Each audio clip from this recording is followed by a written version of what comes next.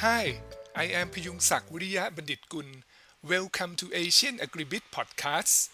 Today, Arif Farudin is speaking to Benny Chng of SGInnovate about technology adoption in the animal protein sector in Southeast Asia.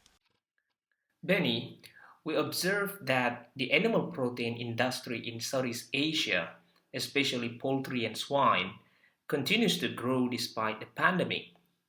As a technology venture capitalist and agri-food investor, what is your prediction for the growth and future of the industry? Okay, and looking at some of these predictions, we potentially can study some ongoing trends to help inform our take on the matter. So, as the question rightly pointed out, meat consumption in Southeast Asia, particularly for swine and poultry, has been on the increase. It's been on the increase in the last 10 years, and the trends seem to suggest that it will continue to be so as well. This seems to have been built also on some up and coming technologies that we've seen, particularly around precision farming, which has increased the quantity and quality of animal produce. We do also see other interesting technologies like alternative proteins coming up on the horizon. How it might eventually affect the overall meat consumption pattern or the alternative protein industry remains to be seen. But there probably also is potential in exploring that space. We know that technology adoption is important to develop the industry. Could you detail the value of precision farming and blockchain to the animal protein industry? Sure. Precision farming and blockchain appear to be important building blocks or contributing factors to the animal protein industry. So, as listeners may know, precision farming is a farming management concept based on observing, measuring, and responding to changes in livestock as they grow. This, of course, has potential benefits in terms of right sizing some of these inputs that go into the growth of livestock. So that can be, in the case of aquaculture, measuring water quality, measuring the nutrients that are given to uh, the shrimp or other types of seafood that are grown. With blockchain, it answers a growing demand from consumers to understand where their produce is coming from. And in understanding that, it allows also producers to establish quality. It also allows them to establish um, even potentially a higher selling price, given that they can establish where the produce came from. So both of these developments have been important even in the nascent stages and will probably continue to be very, very important going forward. Despite its benefits, many producers are still reluctant to adopt precision farming and blockchain. How can we increase the adoption rate of both precision farming and blockchain in the animal protein industry in Southeast Asia? These solutions can all be very useful, but I think it must be remembered that technology is only an enabler. At its heart, solutions must solve problems for users. And the same is true for any of these, whether it's precision farming, blockchain, or any other technology that may be applied in the animal protein industry. To increase adoption, solution providers must start from the basics. They must address the problem. They must understand the customer's pain points and build the solutions around solving for these pain points. And also to do so, preferably in ways that offer value to customers beyond what competitors are capable of doing. Of course, this is all much easier said than done, but we are seeing a number of startups starting to operate well in some of these spaces. On the other side of the equation, customers and users must also take into account how the adoption of these technologies may have an impact on their workflows as well as their staff. Uh, some of these innovations can result in changing workflows or having to redeploy staff to other functions, mainly because these technologies have taken over some of these original functions. However, in managing some of these changes, it will be important for companies to balance how they incorporate some of these technologies, how they leverage and take advantage of some of these potential cost savings or revenue increases with retaining the experienced staff that they already have, the ones with industry experience and expertise who could still give value for the companies that they work for. What are the other new and emerging technologies that can improve efficiency, productivity, food safety, and sustainability? And there are many different forms of new and emerging technologies, but I think for the purposes of the discussion, we can probably talk about feed and feed additives. With feed and feed additives for the raising of livestock, there are a number of different approaches to it. With feed, for example, we've seen insect feed play a bigger role. Insect feed as in the form, for example, of black soldier flies. That's an interesting development as well because the raising of black soldier flies has led to a bit of a circular economy where they process some of the waste produced from our existing processes. The proteins that we can extract then from the black soldier flies are of a high nutritional value. Unfortunately, in many cultures, the consumption of insect protein is still not widely accepted, but it's perfectly fine for in feeding animals, and it contributes also to the nutritional profile for that. So from that perspective, feed is an increasingly interesting area.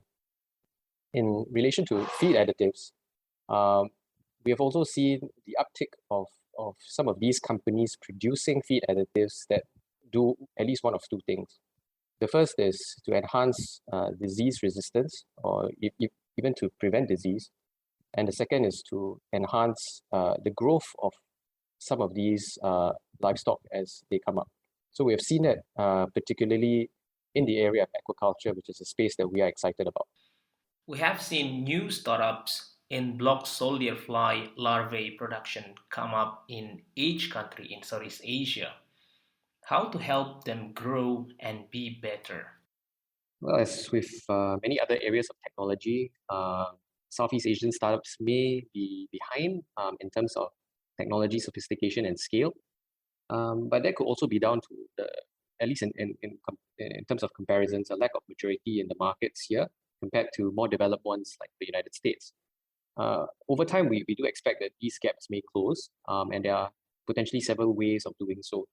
We will, at least for the purposes of this discussion, I will try and address this first from what non-investors potentially can do before looking at what investors will do.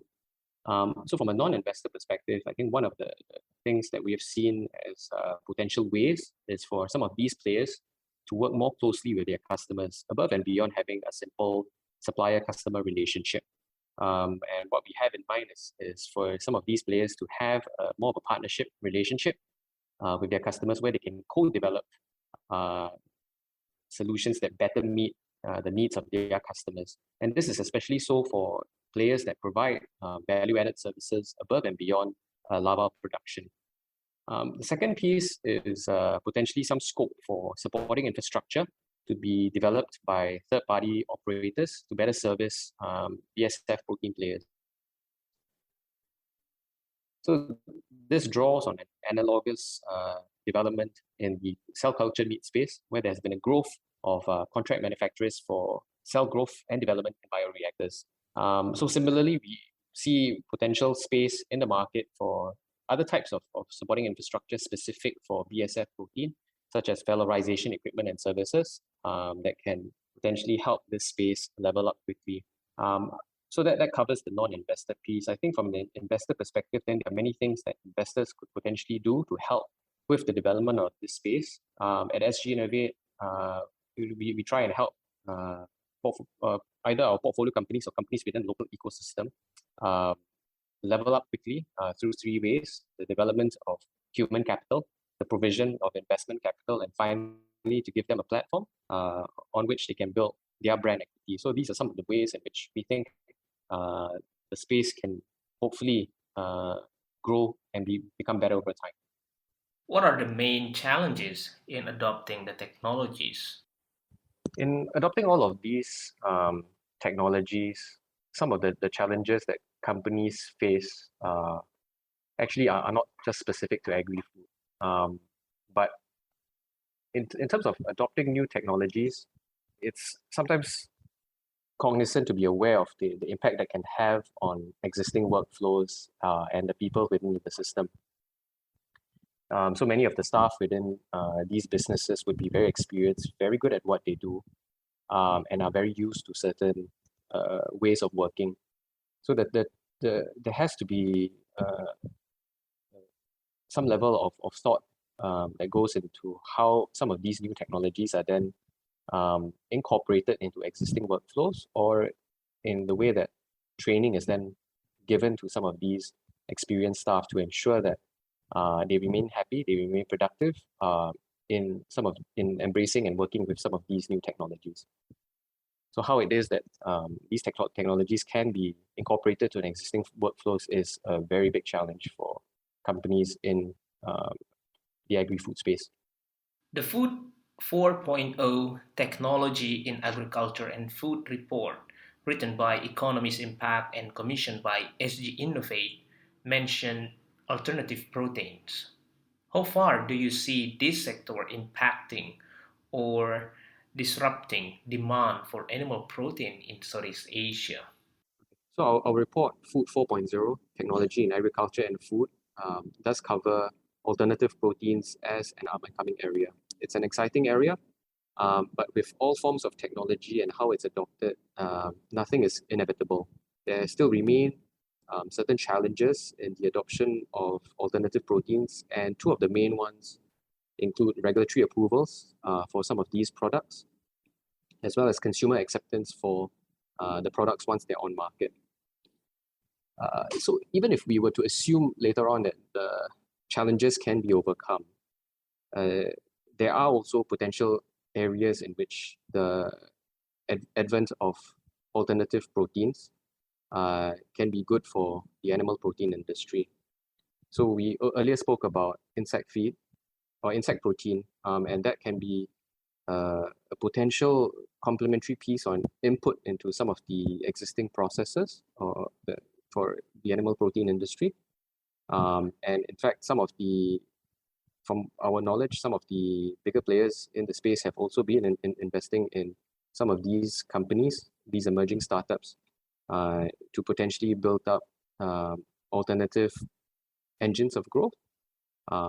So we see this as potentially having also positive impacts for the animal protein industry in Southeast Asia.